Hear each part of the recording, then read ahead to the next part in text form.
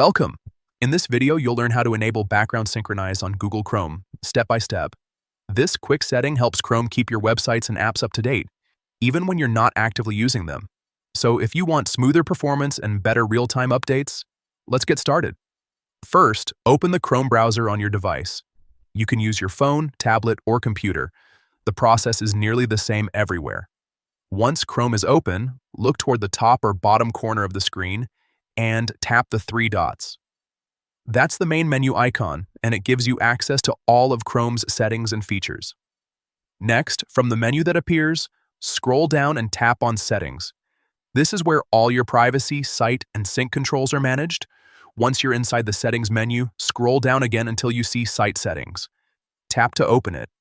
Here, you'll find all permissions that websites can request, things like camera, location, pop-ups, and background activity.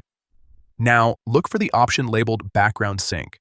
Depending on your version of Chrome, it may appear slightly lower in the list, so take a moment to scroll until you see it.